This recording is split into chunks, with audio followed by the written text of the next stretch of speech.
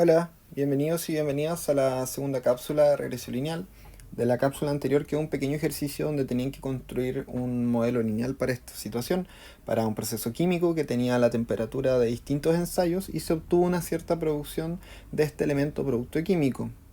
Y lo que había que hacer era construir una regresión lineal obteniendo beta sub 0 y beta sub 1, o sea, construir el modelo de regresión lineal.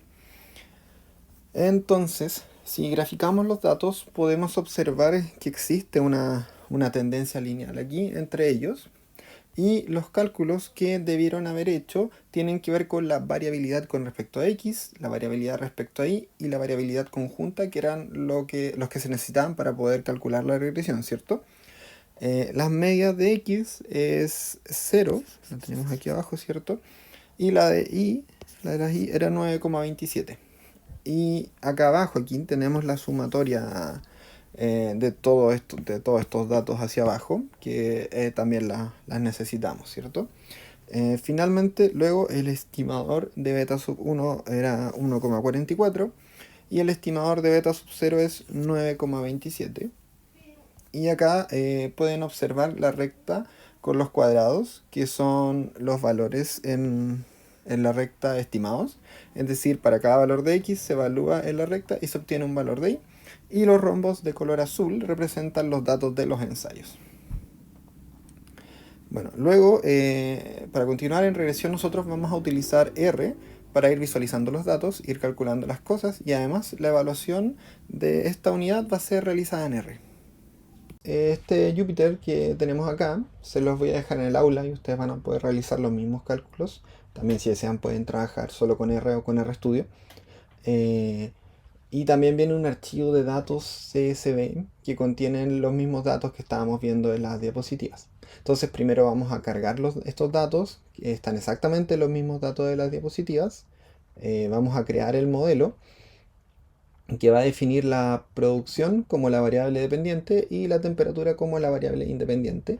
Vamos a visualizar el modelo, vamos a observar los datos como les mostraba hace un ratito y vamos a ver una serie de información sobre la regresión donde ustedes van a poder obtener los datos que necesitamos hasta este punto. Y acá ya podemos ver los coeficientes, aquí tenemos la pendiente y el intercepto. Por acá hay unos coeficientes que los vamos a estudiar más adelante. Y luego acá ya tenemos la regresión. Y aquí toda esta área gris son los intervalos de confianza, algo que vamos a estudiar un poquito más adelante también para la respuesta media de la regresión. Así que recuerden que esto estará disponible en aula para que lo puedan mirar. Continuamos ahora con las diapositivas. Entonces, hay algo que es importante reflexionar que tiene que ver con que en algunos casos nosotros podemos utilizar esta regresión para computar un valor. Por ejemplo, para una temperatura que no fue considerada dentro de los datos. Y básicamente vamos a poder obtener una producción estimada, pero en algunos casos no es recomendable. La pregunta es, por ejemplo, si se podría estimar una respuesta en términos de producción para una temperatura de 1.5 y resulta que 1.5 está dentro del dominio de lo que nosotros consideramos para construir nuestra regresión, en el sentido de que tenemos todos los errores y sabemos más o menos el comportamiento que va a tener. Por otro lado, si recuerdan el tweet que vimos, el ejemplo del exministro, podría existir por acá una nube de casos que se comportan de manera muy distinta. Entonces nosotros no tenemos idea de qué es lo que pasaría por allá. Pero por lo menos en esta región que estamos estudiando aquí, ¿cierto?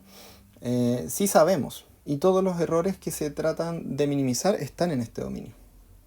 Entonces, si es que x es igual a 1.5, entonces sí podríamos tener una estimación para un valor de regresión.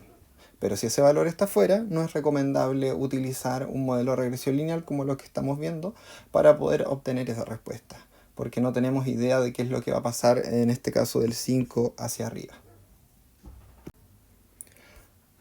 Ahora vamos a conversar sobre algunas maneras de medir la bondad del ajuste o de alguna manera de entender cómo podemos conocer el grado de relación entre las variables.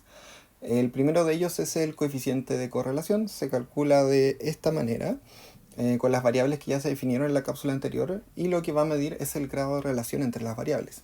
Esto se refiere a que si el valor absoluto es cercano a 1, Implica que el ajuste es bueno, entre comillas, o sea, quiere decir que la variable y se podría calcular en base a la variable x y viceversa, y si es que el valor es cercano a cero, lo que va a indicar es que las variables x e y no están relacionadas linealmente, por lo tanto no tiene sentido realizar un ajuste lineal.